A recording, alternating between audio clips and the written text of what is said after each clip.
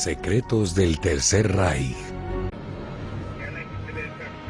El zorro del desierto de Hitler. En septiembre de 1944, el Servicio de Inteligencia británico escuchó las conversaciones de generales alemanes capturados. Uno de ellos hizo una afirmación sensacional. Rommel me dijo que el Führer debe ser asesinado, no hay otra salida. El hombre debe morir. General Heinrich Eberbach.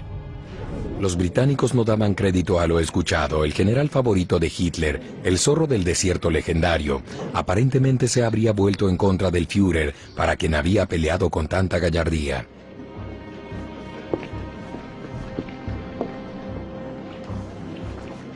Pero solo un mes después, sería el mariscal de campo destacado quien moriría.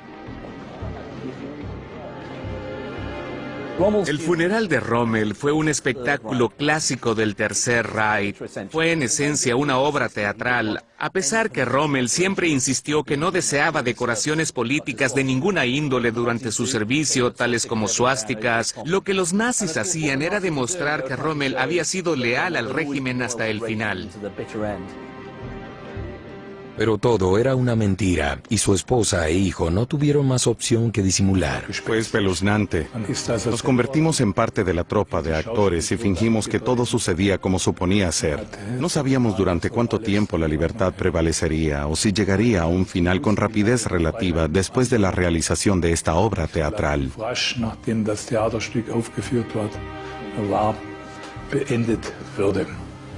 A los alemanes se les informó que él habría muerto por las lesiones sufridas durante un accidente automovilístico.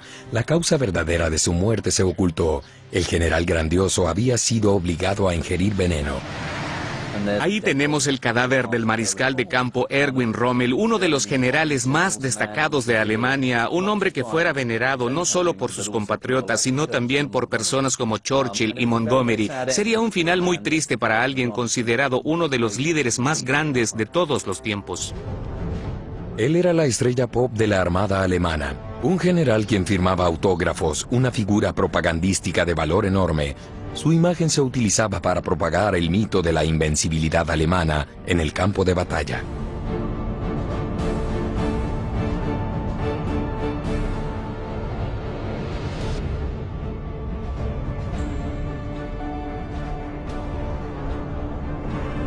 Sería en el desierto libio en donde la reputación de Rommel florecería, y en donde amigos y enemigos le llamarían respetuosamente el zorro del desierto. Libia era una colonia italiana bajo amenaza británica. Hitler necesitaba reforzar a su aliado asediado del Eje. Erwin Rommel y una división pequeña de tanques llegaron a Trípoli en febrero de 1941.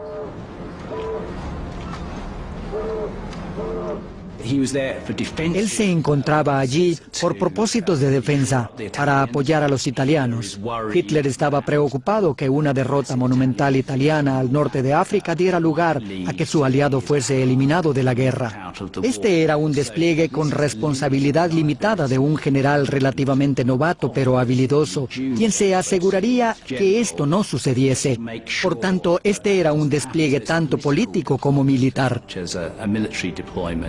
Hitler aseguró a Mussolini que el general de tropas acorazadas más audaz de Alemania vendría en su rescate.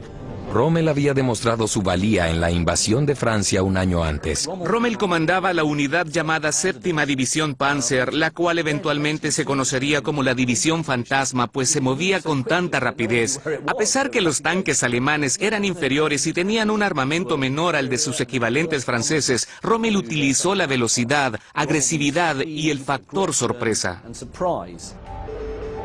Al igual que en Francia, las fuerzas de Rommel en África eran relativamente débiles. Los británicos lo sabían, habían interceptado y decodificado señales de radio de las potencias del Eje, pero también subestimaron su velocidad y agresividad. Los británicos creyeron que ningún cambio drástico había sucedido. Mientras tanto, Rommel aportaba una forma de pensar táctica completamente distinta. Y a pesar que los británicos conocían las fuerzas de las que él disponía, este las utilizó en formas que nadie esperaba.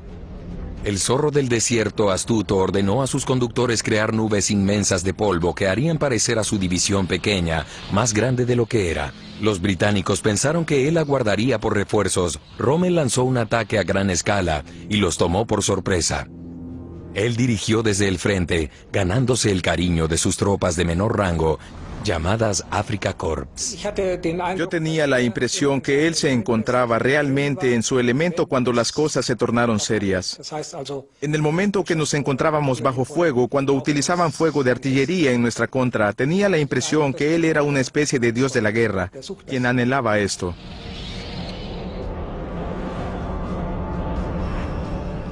Pero el dios de la guerra fue una vez un soldado renuente.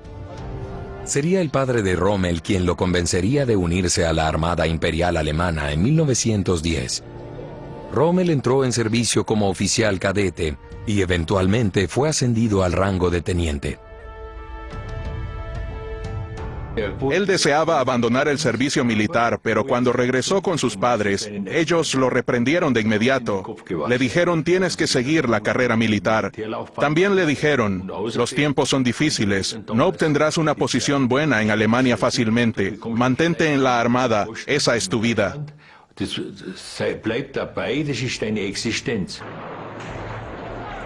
Su talento para el liderazgo dinámico surgió en los campos de la muerte de la Primera Guerra Mundial. Rommel representaba una nueva estirpe de guerrero que surgió de la Primera Guerra Mundial. El combatiente de tropa de asalto, el líder de la tropa de asalto. Personas con iniciativa, con una mentalidad propia, quienes no rehuían al combate, a matar, a morir. Rommel se convirtió en ese combatiente de tropa de asalto. La primera victoria grandiosa de Rommel sucedería en el Monte Matterhorn, en los Alpes italianos. Esa cumbre estratégica se encontraba en manos de los italianos. En inferioridad numérica, Rommel desafió la orden de mantener sus posiciones, lanzó una ofensiva hacia la cumbre y obligó a los italianos que la defendían a rendirse.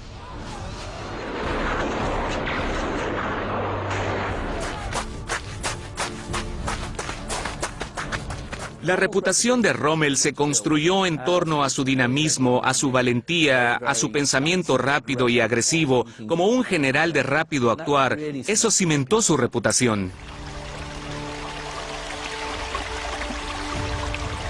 Su victoria temeraria en los Alpes italianos le valió al una vez cadete renuente el honor más alto alemán de la Primera Guerra Mundial: el Pour le Mérite, o Max Azul. El Rommel joven ya poseía todo para convertirse en el Rommel del futuro. El talento para improvisar, enfoques no convencionales, resistencia increíble, tenacidad y valentía. Es impresionante.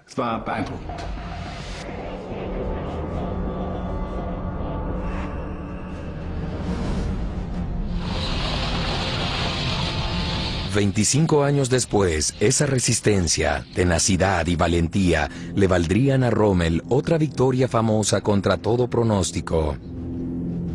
La extensión amplia de arena y roca en el desierto de Libia era el escenario perfecto para el despliegue de su tipo de tácticas poco convencionales e impulsivas. Rommel es lo que llamaríamos un general por instinto. Comprendía el campo de batalla, percibía las debilidades, él presentía lo que eras capaz o incapaz de hacer. Él tomaba riesgos enormes, apostó mucho en África del Norte. En poco tiempo, los Afrika Korps de Rommel desplazaron a los británicos casi 1000 kilómetros hacia el este. Para abril de 1941, Rommel llegó a las cercanías de Tobruk. Pero el Rommel impulsivo no se percató que la ciudad portuaria había sido transformada en una fortaleza rodeada por posiciones de defensa. Rommel la rodeó Tobruk desde cada flanco. Al otro lado se encontraba el mar. La única forma de llevar provisiones a Tobruk era por mar. Los Afrika Korps se vieron desconcertados. Atacar una fortaleza era algo nuevo para Rommel. Él ordenó a sus tropas irrumpir a través de las estructuras de defensa.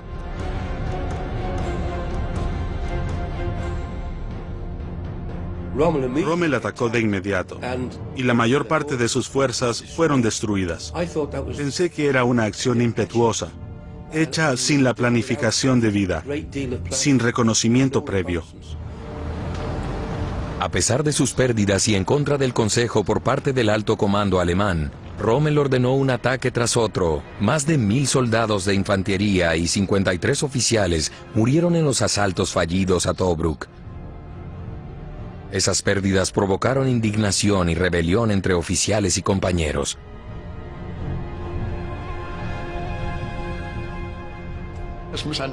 Debió ser un coronel o un teniente coronel. Rommel dijo, ¿por qué no continúa con el ataque? El oficial respondió, señor, ya tuve un 5% de bajas. Rommel dijo, ¿y qué? ¿Es esa una razón para detener su ataque? Continúe con el ataque. Este coronel se puso de pie y dijo, mis soldados solo seguirán en combate sobre mi cadáver. Su liderazgo se encontraba en crisis. A pesar de la admiración mostrada por su infantería, los oficiales se volvieron sus críticos. Años después, hacia el final de la guerra, oficiales de alto rango en cautiverio británico describieron con certeza quién era el zorro del desierto. A nivel personal, Rommel es un sujeto genial, pero no hay rastro en él de un estratega.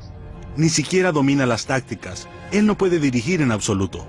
Debido a que era un hombre muy arrogante y ya que se trataba de un individualista, él buscaba la gloria personal al llevar a su división o sus corps por delante del resto. Vimos esto repetidamente a través de su carrera militar. Como resultado, se hizo de muchos enemigos. Uno de esos enemigos jugaría un papel en la caída del zorro del desierto, el general Heinrich Kirchheim. Kirchheim no perdonaría ni olvidaría una acusación de cobardía.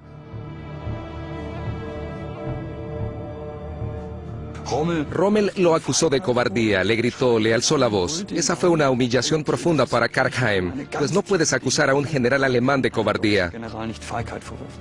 Esa es la peor acusación que podrías hacerle. Desde ese momento, Kirchheim tenía cuentas por cobrar con Rommel.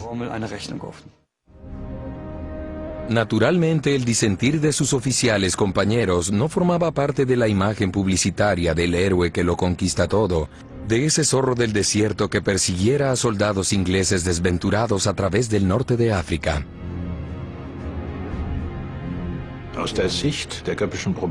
La propaganda de Goebbels lo retrataba como un general social nacionalista por excelencia. Este era un hombre que hacía pocas preguntas, pero que actuaba guiado por mente propia y que rompía con las ataduras de la realidad a voluntad. Esta es la forma en que toda la ideología nacionalsocialista veía al líder de tropa de una armada moderna. Él fue una figura increíblemente distinguida y admirada, ya que gozaba de la confianza de Hitler y recibía una publicidad extensa por parte de los medios nazis. Se convirtió en una figura nacional importante. Rommel desarrolló un talento por la actuación. Él era un tanto engreído. Claro, por otro lado, si me lo pregunto, ¿quién no lo es? Él adoptaba una postura sobre el tanque y de esa forma cultivaba su imagen.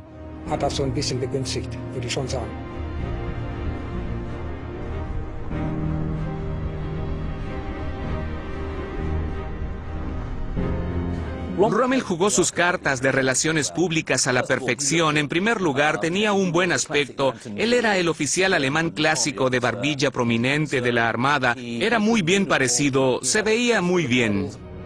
No serían solo los alemanes quienes se vieran hipnotizados ante esta imagen propagandística del guerrero invencible. Muchos de sus adversarios británicos lo consideraron un genio de las tácticas. El problema para los soldados aliados, quienes debían combatir contra Rommel, era que debían superar dos obstáculos.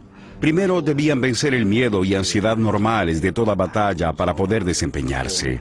Pero además debían vencer su miedo a Rommel, quien parecía ser una especie de mago militar capaz de hacer lo que ningún otro general sería capaz de lograr. Un comandante aliado frustrado llegó a prohibir a sus tropas el mencionar el nombre del mariscal de campo alemán. Pero su fama continuó en expansión, y tal como su Führer Rommel también llegó a aparecer en la portada de la revista Time.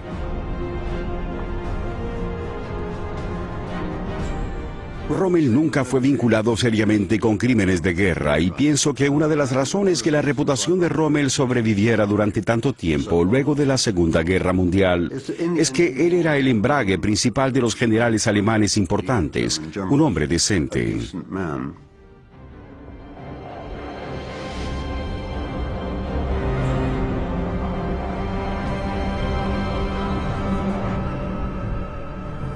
El hombre descendente sacrificó muchas tropas en su intento de tomar Tobruk, pero la ciudad portuaria se mantuvo en manos aliadas.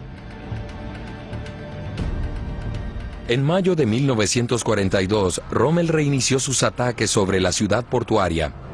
Tanques e infantería de los Afrika Korps fueron respaldados por los bombarderos en picado Stuka, que azotaron la fortaleza aliada protegida por tropas sudafricanas.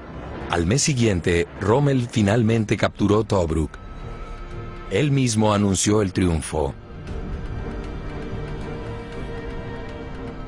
Este día las tropas superaron todo logro alcanzado previamente y hasta la fecha al conquistar la fortaleza de Tobruk. La victoria de la nación está asegurada.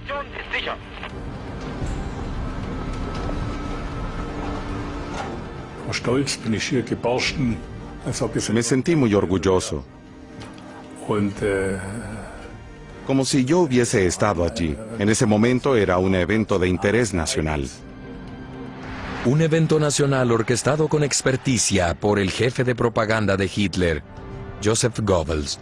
El conquistador de Tobruk fue ovacionado en el estadio Sportpalast de Berlín como un gladiador victorioso. El zorro del desierto se encontraba en la cúspide de su carrera y popularidad. Hitler lo ascendió al rango de mariscal de campo. La moral era alta. La victoria en África parecía estar al alcance.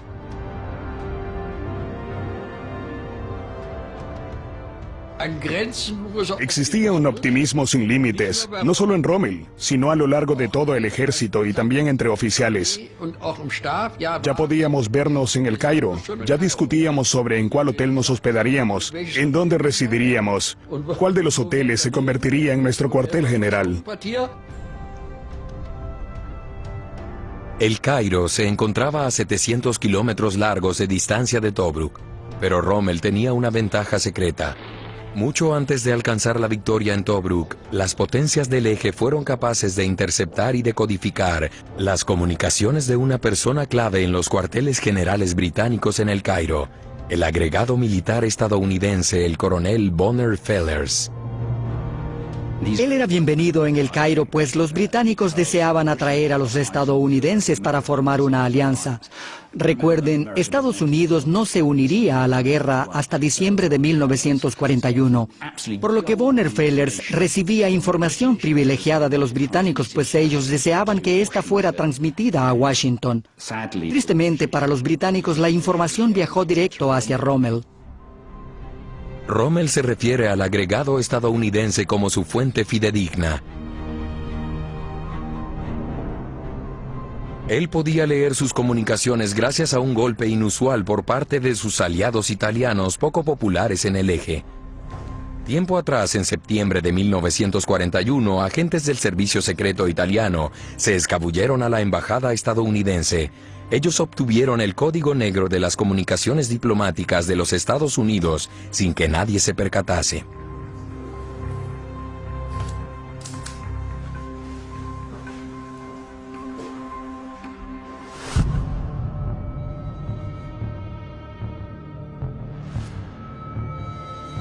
Eso le otorgó al zorro del desierto acceso a información valiosa, como las fortalezas y bajas de las fuerzas británicas al norte de África. Era algo muy importante. Algo que debemos comprender es que la misión al norte de África fue muy reñida. Si posees esa información de inteligencia, puedes configurar tus propias fuerzas, tanto en número como en ubicación, para poder atacar a tus enemigos en su punto más débil. La inteligencia de guerra es absolutamente vital y le dio a Rommel una ventaja. Le dio una ventaja que él necesitaba. Lo llevó al borde del éxito. Era un margen estrecho, pero un margen muy importante. Pero este margen se perdió en julio de 1942. Los estadounidenses se percataron que su código había sido robado. El código fue sustituido y el coronel Bonner Fellers fue enviado a casa. Los papeles se invirtieron.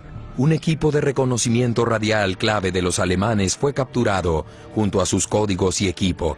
El zorro del desierto peleaba ahora a ciegas. En año y medio, Rommel había hecho retroceder a las fuerzas británicas 1.500 kilómetros desde Trípoli hasta una estación ferroviaria egipcia minúscula en el medio de la nada, el Alamein. Este lugar remoto se convirtió en la última línea de defensa para las fuerzas británicas. Un campo minado en expansión se preparó para detener el avance alemán hacia el Canal de Suez. Un comandante nuevo llegó. Bernard Montgomery.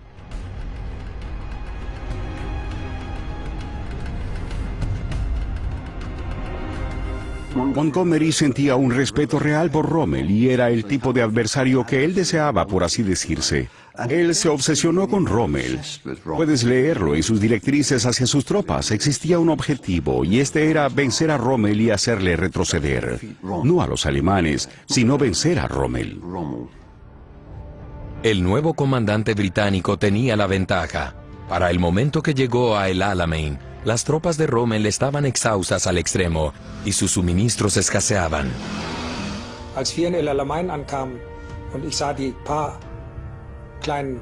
Cuando llegamos a El Alamein y vimos algunos de esos tanques ridículos que aún podían conducirse en nuestra división, pude ver cuán exhaustos se encontraban los soldados. Solamente sobrevivía una fracción de nuestras fuerzas de combate. Me percaté que no podríamos seguir adelante, no en estas condiciones. El zorro del desierto se quedaba sin tanques y combustible. Otro aspecto decisivo, él ya no podía decodificar información valiosa del enemigo proveniente de la embajada estadounidense en El Cairo. Él había sacado conejos del sombrero una y otra vez. Él podía hacer aparecer conejos del sombrero por sus habilidades casi mágicas en inteligencia. Él ya no gozaba de esas ventajas. Ya no tenía más conejos que pudiera sacar de su sombrero.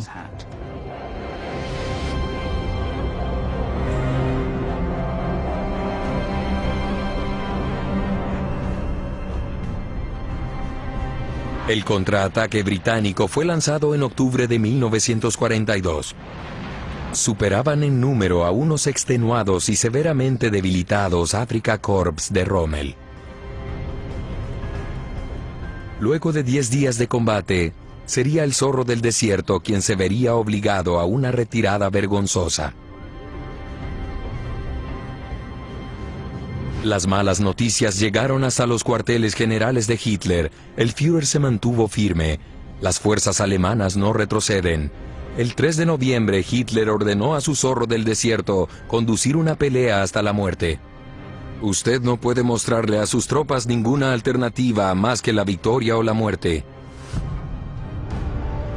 Rommel desafió a su Führer y ordenó una retirada a gran escala.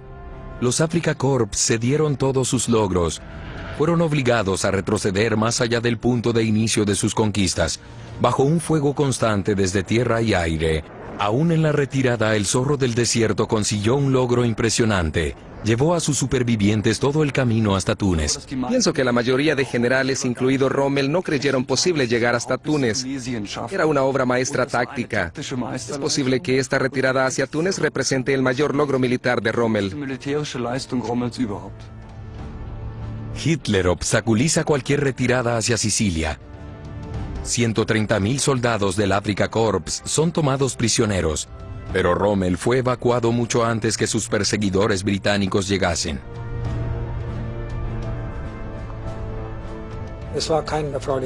No fue una despedida feliz. Por su parte, también podías notarlo. Él se marchó con la sensación que todo había terminado al norte de África. Probablemente sintió que la victoria final ya no tendría lugar.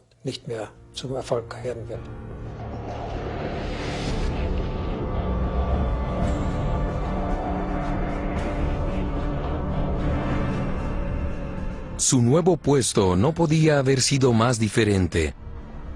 Desde un desierto en expansión, terminó en la costa del Atlántico. Rommel fue puesto a cargo de las defensas alemanas en contra de un desembarco aliado a Normandía. El llamado Muro Atlántico era vulnerable y también lo era la creencia de Rommel en su Führer y el Reich nazi.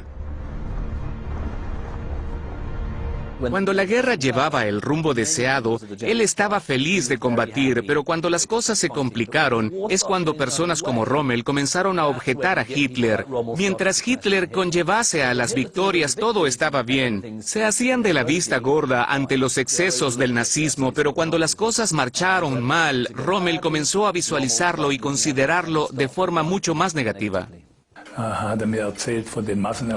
Luego me relató sobre los fusilamientos en masa en Polonia y que los judíos eran asesinados con gas. Él lo habría escuchado de Strolin, el alcalde de Stuttgart. Él lo sabía, pero ¿cómo salir de esto? ¿Tu propio Estado es un criminal?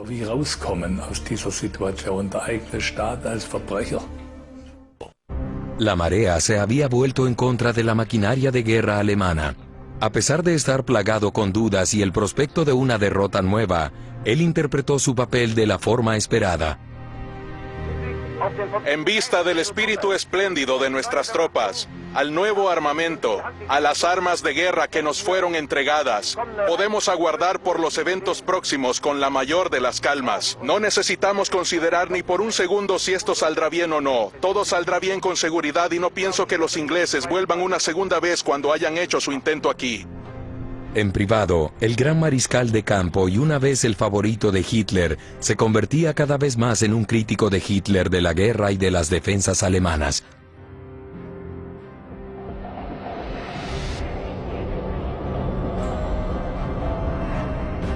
La invasión temida y largamente anticipada tuvo lugar el 6 de junio de 1944. El muro del Atlántico se derrumbó. El desembarco del día D estableció una posición de avanzada en la costa de Normandía. Rommel enfrentaba al poder combinado de las fuerzas aliadas, incluido el repertorio enorme del arsenal militar estadounidense. La Alemania nazi peleaba una guerra perdida en dos frentes. Rommel intentó convencer a su Führer que para él la guerra había terminado.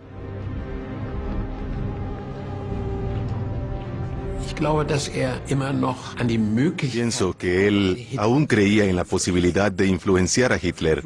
Durante sus reuniones, él intentó relatar a Hitler la situación, que debían finalizar operaciones en el oeste. Pero Hitler contestó: encárguese de sus funciones militares, no de aquellas por las cuales no es responsable. De esa forma terminó la discusión.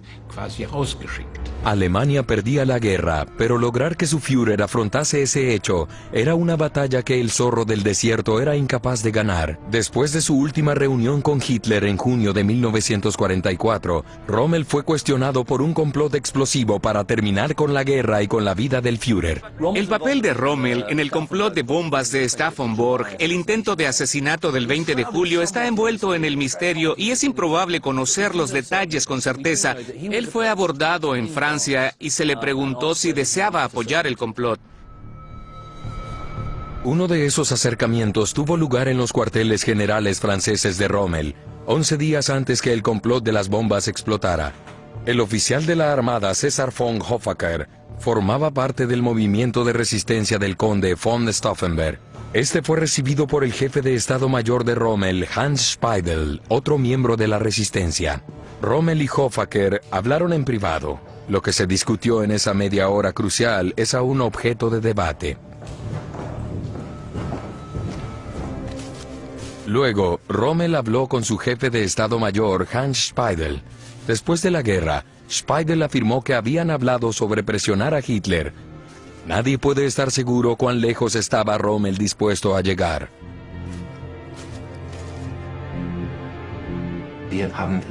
Desafortunadamente, solo contamos con las declaraciones hechas por Hans Speidel después de la guerra. Podemos tomarlas por lo que son: declaraciones posguerra de uno de los participantes. Por supuesto, un participante de guerra quien estaría interesado en arrojar una luz ventajosa sobre su rol en los hechos del 20 de julio de 1944. Una cosa es segura. 6 días después de esa visita, Speidel y Rommel enviaron una carta a Hitler. Las reflexiones de Rommel sobre la situación incluía una propuesta escandalosa a Hitler. Esta guerra desigual se aproxima a su fin. Es necesario sacar las conclusiones correctas de esta situación. Pocos generales o ninguno se atreverían a sugerir al Führer que esta guerra era imposible de ganar. Rommel firmó la carta con su propio puño y letra.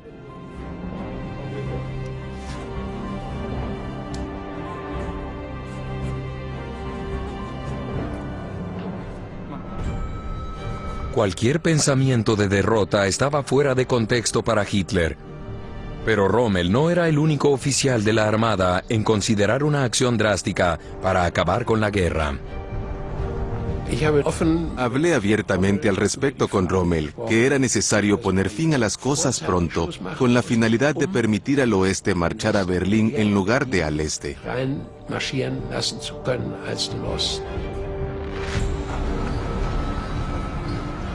Rommel esperaba hacer contacto con su adversario antiguo en África, el mariscal de campo británico Montgomery. Él no tenía idea que al mismo tiempo una unidad de comando británico SAS se preparaba para secuestrarlo y en caso fuese necesario, matarlo.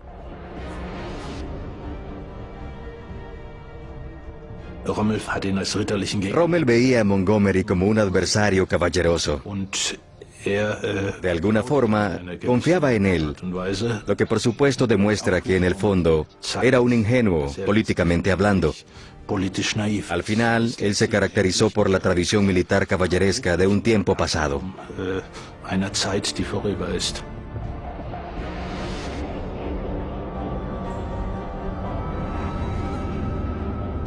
El 17 de julio de 1944 fue un día fatídico para el Zorro del Desierto. Él se reunió con varios de sus comandantes de primera línea. Esa tarde se encontraba con un general de tropas acorazadas de confianza, Heinrich Everbach. Esta conversación con Everbach fue la última de un día largo. Existía un vínculo especial con él. Ambos eran de la región de Suabia y confiaban el uno en el otro. En un rincón tranquilo sostuvieron una conversación privada. Everbach fue capturado por los británicos pocas semanas después. Everbach relató a los otros prisioneros sobre su último encuentro con Rommel. Los británicos escuchaban atentos cuando el general de tropas acorazadas hiciera un comentario extraordinario. Rommel me dijo allí en el frente: no queda más opción sensata para salvar a Alemania más que matar al Führer y a sus colaboradores más cercanos tan pronto como sea posible.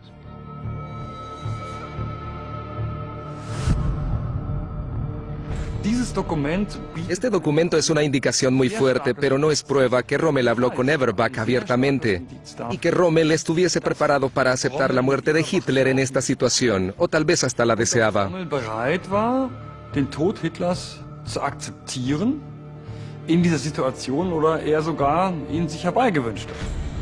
Pero no todos los historiadores concuerdan que Rommel deseaba realmente que Hitler muriese, como los registros británicos parecen sugerir. En mi punto de vista, este documento contradice todo lo que sabemos de Rommel. No concuerda con su personaje, no concuerda en su relación con Hitler, y tampoco concuerda con la situación real de junio y julio de 1944. Rommel no deseaba que Hitler fuese asesinado, era demasiado astuto para pensar en eso. Él iba mucho más allá que los otros conspiradores. Pienso que él se percató que si mataban a Hitler, lo convertirían en un mártir. Luego de su plática con Heinrich Everbach, Rommel se dirigía de regreso hacia sus cuarteles generales franceses, cuando aviones caza de la Real Fuerza Aérea casi eliminan al Zorro del Desierto. Las aeronaves de los aliados dominaban los cielos sobre Normandía. Conducir sobre esas calles era un gran riesgo.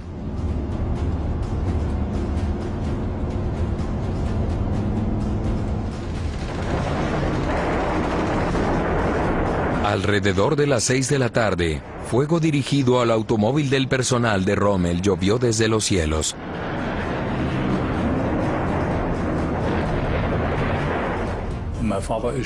Mi padre salió despedido del automóvil, cubierto por fragmentos. Nos alegramos que mi padre hubiese sobrevivido. Mi madre me dijo que él había sido herido. Este sería otro indicio inequívoco que Alemania perdía la guerra en Occidente. Pero el Zorro del Desierto no podía ofrecer la rendición que él deseaba.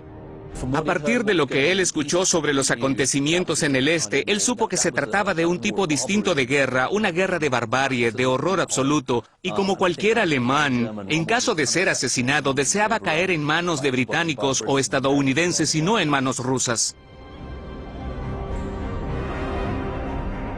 La resistencia que involucró a miembros del personal de Rommel tomó acción directa en un intento por terminar con la guerra. El 20 de julio de 1944, una bomba explotó bajo los pies de Hitler en sus cuarteles generales de Prusia Oriental. El Führer sobrevivió. Eine ganz kleine Clique ehrgeiziger, gewissenloser und zugleich unvernünftiger, verbrecherisch dummer Offiziere hat ein Komplott geschmiedet, um mich zu beseitigen. Es ist ein ganz kleiner Klüngel verbrecherischer Elemente, die jetzt unbarmherzig ausgerottet werden. Fiel a su palabra, Hitler, visto aquí durante una visita a los heridos por la explosión, llevó a cabo una venganza terrible. La ira de Hitler se desataría también sobre el zorro del desierto. Rommel también se encontraba hospitalizado mientras se recuperaba del ataque aéreo sobre su automóvil. Él escribió a su esposa: "Además de mi accidente, el atentado contra la vida del Führer me impactó especialmente. Podemos agradecer a Dios que todo terminase tan bien". Esto era un seguro de vida. Se trataba de jugar al seguidor leal del Führer.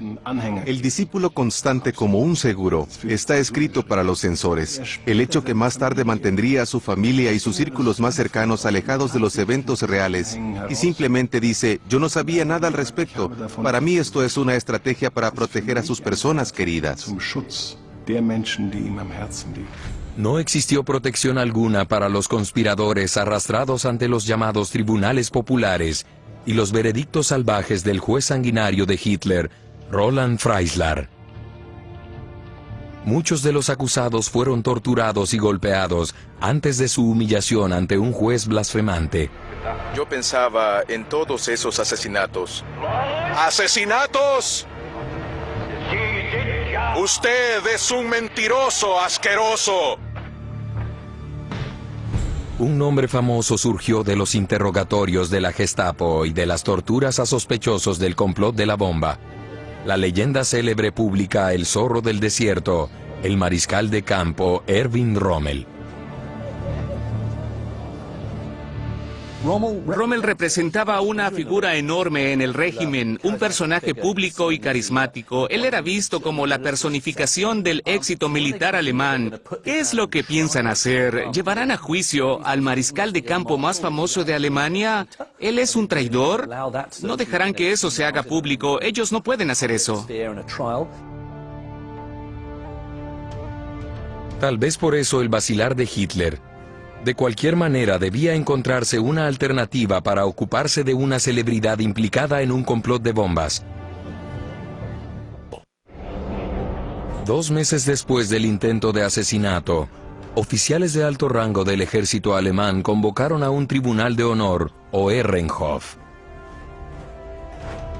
El objetivo era identificar a cualquier sospechoso aún dentro de sus filas y llevarlo ante los verdugos. Rommel era uno de aquellos cuyo destino estaba por decidirse. Si nos fijamos en la composición, ninguno de ellos era amigo de Rommel. Veo esto con mucho cuidado. Ellos deciden sobre Speidel o Rommel. Solo existe una opción en este caso. Speidel o Rommel. La Gestapo afirmó que durante los interrogatorios, Speidel admitió haber escuchado respecto al plan para atacar a Hitler, y que él habría llevado esa información con su superior, Rommel. Eso convertía al zorro del desierto en responsable. Después de la guerra, Speidel negó haber implicado a su jefe. Ningún registro que pruebe lo contrario ha sido encontrado jamás. Speidel o Rommel.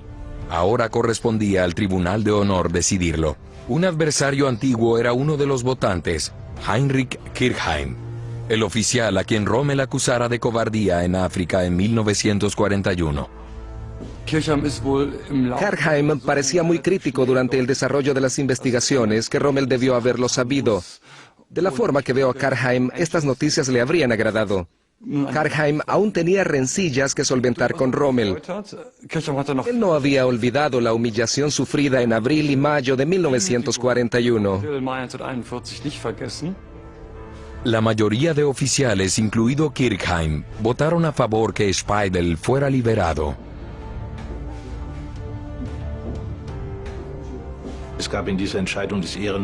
Esto significa una sentencia de muerte para Rommel. Desde el punto de vista de Hitler y de sus cómplices, Rommel debió estar involucrado en el complot de bombas del 20 de julio. Esa es la conclusión obligada. Antes que los secuaces de Hitler atacasen, Erwin Rommel tuvo la oportunidad de pasar algún tiempo en casa, en las cercanías de Ulm, al sur de Alemania, y de hablar con su hijo adolescente.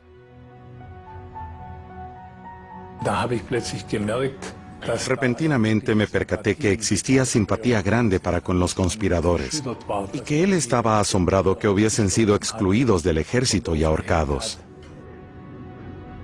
El astuto comandante pareció darse cuenta que la soga se ceñía alrededor de su cuello.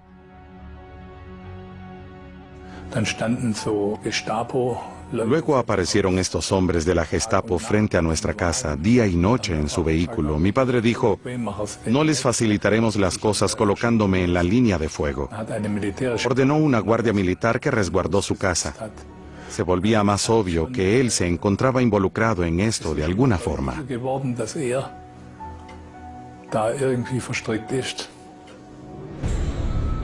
Los enemigos de Rommel estaban listos para atacar. Enemigos influyentes como el secretario personal de Hitler, Martin Bormann. Tienes a personas como Martin Bormann, peces gordos como él, quienes sentían desprecio absoluto por Rommel. Ellos piensan que es un general sobrevalorado, que él gozaba de la confianza de Hitler sin merecerlo, pero las disputas entre los nazis era la forma normal de Hitler de manejar las cosas. Él era un dictador bajo la regla básica: divide y gobierna. El zorro del desierto fue acusado de complicidad en el complot de bombas de septiembre de 1944. Muchos de los acusados, quienes siguen con vida, dijeron que el mariscal de campo tenía conocimiento respecto al ataque. Rommel había dicho que se pondría a las órdenes del gobierno nuevo después del ataque exitoso.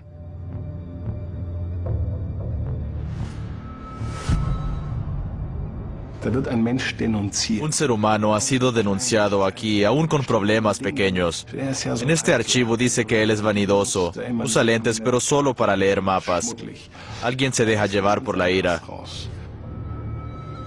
Luego de hablar con Hitler, Martin Bormann dejó el acto final en manos del general veterano de la Armada apodado el lacayo de Hitler, el mariscal de campo Wilhelm Keitel. Sus enemigos antiguos hicieron un pacto en contra de Rommel. Comenzó durante el Ehrenhof y terminó en el entorno inmediato de Hitler con Bormann y Keitel. El 14 de octubre de 1944, los delegados de la muerte llegaron finalmente hasta la casa de la familia Rommel.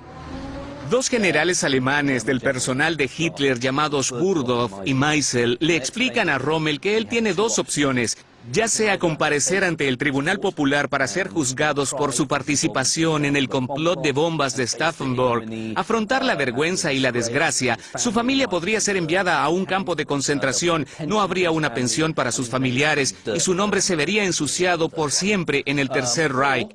O la segunda opción, utilizar un frasco pequeño de cianuro.